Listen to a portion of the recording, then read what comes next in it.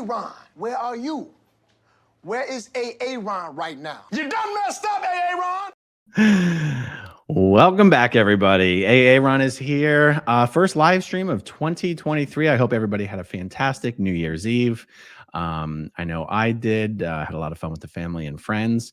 And guys, I got to tell you, one of the best ways to start out the new year is to announce that David Miscavige has been found. We were finally able to hunt down this little wascally webbit.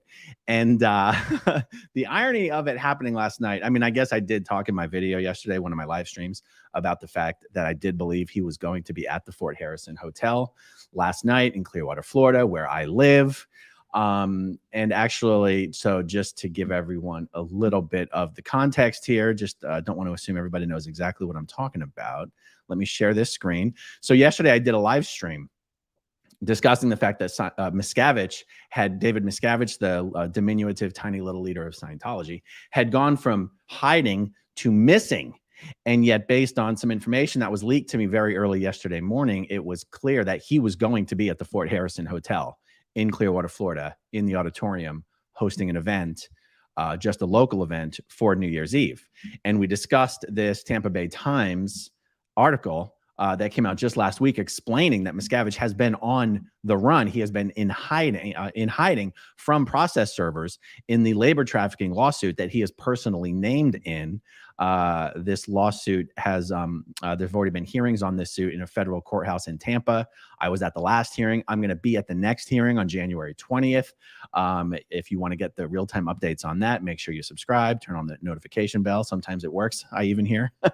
Okay. So in this lawsuit, Tracy McManus in this Tampa Bay Times article, she's explaining here how process servers for the plaintiffs in this trafficking lawsuit have tried to serve David Miscavige no less than 27 times at various addresses that Miscavige is known to live and work, both here in Clearwater, Florida, and also in California. And Miscavige's latest filings in this case are like, oh my God. Oh, and the plaintiff's attorneys, because they haven't been able to find him, they have tried to do substitute service through the Secretary of State of the state of Florida. And Miscavige's latest filings were like, oh my word, Miscavige doesn't live in Florida. You couldn't possibly sue him there. And he has the audacity to try to sneak in and show up and personally host an event in Clearwater, Florida, just days after his attorneys filed paperwork, basically calling the plaintiffs insane for even thinking that they could try to serve David Miscavige in Clearwater, Florida. Now, I am going to share with you the excerpt. This is like a 45-second excerpt from the video yesterday where I talked about Miscavige being in the Fort Harrison Hotel, how I knew that he was going to be there. I have to share this with you a special way just to make sure you can actually hear the sound. So give me one momento. Okay, check this out. As soon as this starts playing, guys, please jump into the comment section and just verify in the live chat here, just verify for me that the sound is good. All right, here we go. Well, that's what happened, guys. It looks like Miscavige is going to be at the Flag Auditorium in the Fort Harrison Hotel, the auditorium of the Fort Harrison Hotel on the Flag Land Base tonight, this evening. So if the attorneys can get some process servers there as quickly as possible. Jesus, what time is it right now? What time is it, guys? It's 2. They got about 4 or 5 hours to get process servers there. This could be a pretty big deal. And anything that the attorneys can make happen at the last minute could potentially be used in the January 20th hearing to rule that Miscavige is officially served in this case, and then proceedings can move forward to get Miscavige deposed. Now, look, I fully realize that, you know, having put this information out there, Miscavige just might not show up. Okay, I'll just cancel it there. I did sort of wonder whether Miscavige was going to no-show for the entire event or cancel the entire event. Let me share the screen with you guys again because I don't have to show you sound anymore. And then what happened is I was driving from my house over to the house where I was going for New Year's Eve, and the phone calls started coming in. The phone calls started coming in from family members of Sea Org members and family members of staff members and some public Scientologists who were like, Miscavige is there right now. Contact the attorneys, get the process servers there right now. So it was like 6 p.m. I was driving, and I will admit, I was texting and driving at the same time. I admit to that crime. Just confirmed, David Miscavige is at the Fort Harrison Hotel. Then later that evening, I was with Mike Rinder. He goes, and again, the phones were going off the hook. The phones, the text messages. I was there. Mike Rinder was there. Mark Headley was there. Everyone's like, Miscavige is at the Fort Harrison. Miscavige is at the Fort Harrison.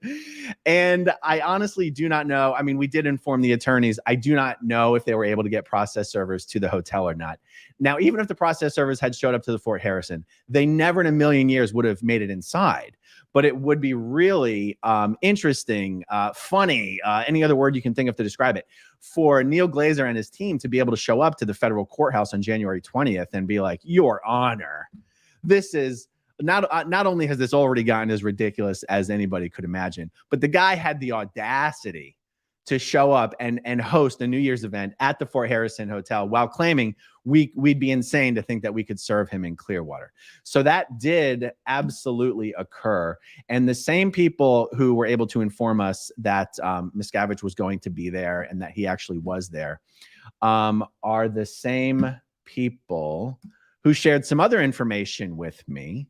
By the way, let me show you how much traction these tweets got. This is incredible. Mike Rinder's tweet about David Miscavige being at the Fort Harrison Hotel got over 500,000 views. He has a much bigger Twitter following than I do, but even mine got 57,000 views. My tweets don't normally get that many views. I mean, the amount of people who are interested in David Miscavige being hunted down, and thank God he showed up, because we were going to sick Dog the Bounty Hunter on him. I mean, that was really going to happen. Mark Headley's got a line in with Dog the Bounty Hunter. We were going to have Dog the Bounty Hunter, David Miscavige special New Year's Eve edition. I'm only half joking. Okay, so let's see. There's some other information that I wanted to share. Let me figure out how to do this without screwing up my screen share. Do you guys like my little A-team thumbnail that I put up for this live stream? I got a kick out of that. Okay, so Chairman of the board, David Miscavige, did the New Year's event live at Flag. We know that. Now, the way that I knew that he was going to show up at the event is the outer org trainees. These are staff members from organizations all over the world who don't work here in Clearwater, Florida. They work at other organizations, but they come here to Clearwater, Florida for training. They're called outer org trainees. There's currently 600 of these trainees here in Clearwater from all over the world. And Miscavige has these guys on an insane study schedule. Normally in Scientology, you study during the day and you sleep at night like a normal human being. Miscavige has these guys sleeping all day and studying all night. It's actually quite abusive. We're not talking about a bunch of young people here either, by the way. Anyway, he's got these guys sleeping all day, studying all night. They normally get up at 7 p.m. to get ready for their day. These trainees were told at the last minute yesterday that instead of waking up at 7 p.m., they had to get up at 5:30 so that everybody could be at the event for New Year's. Now, if this was just a normal event, nobody would change the schedule of 600 trainees to be in attendance. And also, nobody really has the authority other than David Miscavige to do a schedule change like that. So that's how I knew he was going to be there. So some of the information I'm going to share with you has to do with those trainees. In my video yesterday, I said there was about 1,000 trainees. It turns out there's only 600. Now, this might get into the weeds, and the only people who might care about this are like actual under-the-radar Scientologists or former Scientologists. But this training evolution has been going on for almost a year and a half now. And the fact that they only have 600 trainees when every org in the world is supposed to send a command team for this training program of like 9 people. There's about 150 orgs once you remove duplicates and stuff. There's about 150 orgs. Every org is supposed to send about 10 people. Most orgs, some orgs don't even have 10 staff. But the fact that this training program has been going on for a year and a half, there's only 600 trainees. Guys, back in 2013, a similar training evolution to this occurred, and there was 1,200 trainees. So if you wanted to extrapolate out the trainee number and compare it, you could say it's at least one data point. It's not a highly reliable comparison, but you could say by this one measurement, Scientology is only half as big today as it was back in 2013. Now, I know it's not a concrete comparison, but I'm just saying it's just one data point. Okay. Of these trainees, of these 600 trainees, almost half of them are Sea Org members. That shows you how small. And guys, there's only like, what, 6, 7, 8 Sea orgs in the entire world. And they still form a large amount of these 600 trainees. It shows you how small the outer org network has become staff member wise. The information I got was that West US, the Sea Org command training teams for the West US, the United Kingdom, and Europe only just recently arrived for the program. And this program's been going on for like a year and a half already.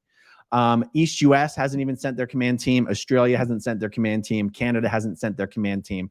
By the way, there was one piece of information in here that I feel like was a mistake, but I'm going to include it anyway, just in case it turns out later not to have been a mistake. And that was that the command team from Switzerland was also a Sea Org team. Switzerland is not a Sea org. So is something going on in Switzerland, maybe Basel? Like, is there more than one org in Switzerland? I can't remember, but I know there's one in Basel. Is there something going on in Switzerland that they had to send in a Sea Org command team? I don't know, but that is what it sounded like based on the information that was shared with me. Also, last night's New Year's event, well, it was supposed to be a New Year's event. Traditionally, a New Year's event in Scientology is celebrating the year of expansion. And yet it turns out that is not what David Miscavige did last night. Last night, all he did was basically do a celebration dinner to acknowledge the Scientologists who had donated the most amount of money to the IAS, or the International Association of Scientologists. He didn't even take the opportunity to share expansion news. Now, we know that's because there is no expansion news, but normally they'll make something up. I mean, that's what Miscavige does. He's got an entire, AV production team designed just to creating these, a fraudulent, fictional, glitzy, glamorous videos about Scientology gradually taking over the world. And, Colombia crime went to 0 thanks to Scientology's way to happiness. Recidivism in all Mexican jails reduced to negative numbers. Anyway, I'm only slightly exaggerating. The amount of propaganda they fit into these events about false Scientology expansion news is hard to overstate. So Scientologists, I actually knew this beforehand. Scientologists were not allowed to bring any non-Scientologists to this event. There were Scientology staff members and Sea Org members who even had family members who were not in Scientology asking if they could come to the celebration to learn more about Scientology. And one for one, these non-Scientology family members were told, no, I'm sorry, this event is for members only. Guys, I have Christian friends here in Clearwater who every year invite me to their church services for either Christmas or Easter or whatever. Now, I don't go because it would make me very uncomfortable, but they would welcome me. They welcome me. They invite me. And where in Scientology, you've got the completely opposite situation. They're literally telling their family members, no, you are not permitted to come to our end of year celebration. That was one of the clues that Miscavige was going to be at this event. But when at the time that I heard that, it wasn't a strong enough clue to actually do a video about it. Let me see. I feel like there was one other thing from my notes I wanted to share there. Oh, yes. Oh, this is a good one. So I'm going to do a different video talking about this next subject in more detail a bit later on today. But there was an incident at Scientology's International Management Base out in the desert in Riverside County, California, over the last day or two.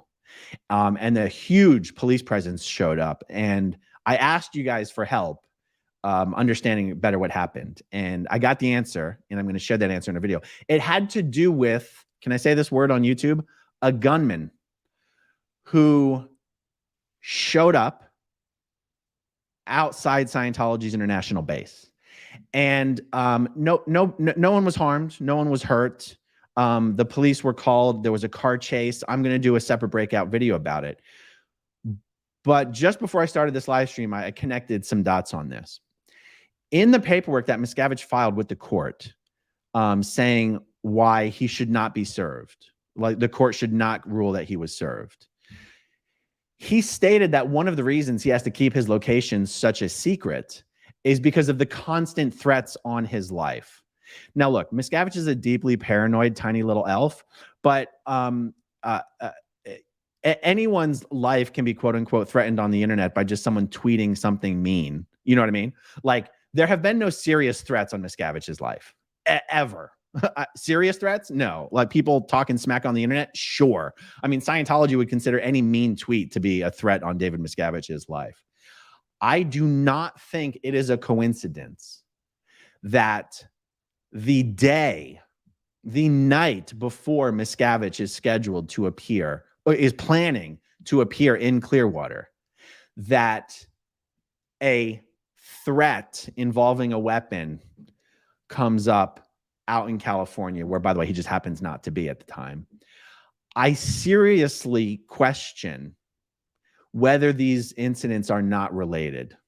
And I mean, whether Scientology did not somehow manufacture this event to bolster David Miscavige's argument that he really does need to be deeply concerned about his security. And the fact that the process servers haven't been able to find him anywhere, that means nothing. And he's an ecclesiastical leader and he travels the world, and he hasn't changed his schedule in any way.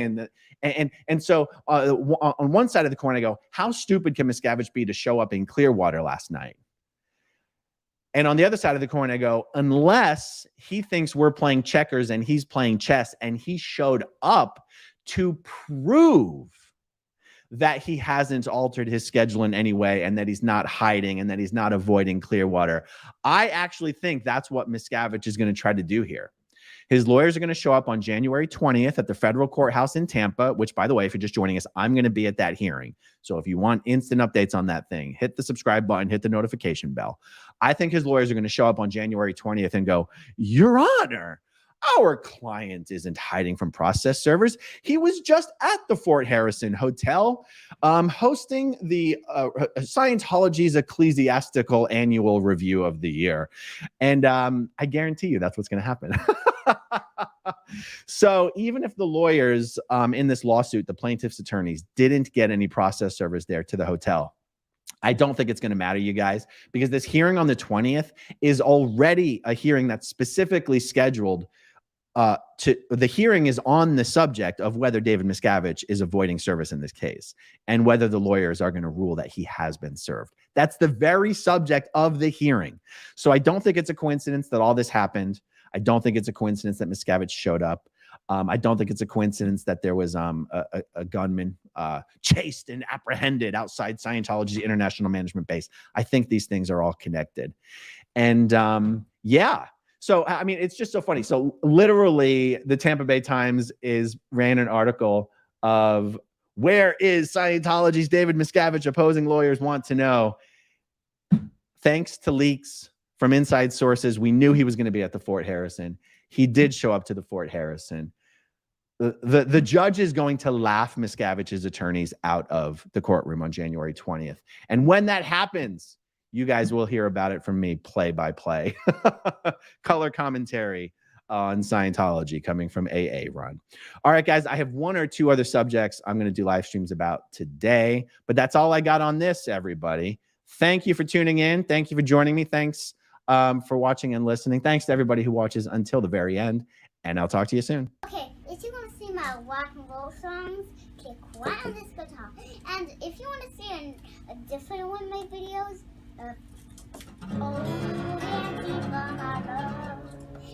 then you could click right inside here. If you have subscribed or not,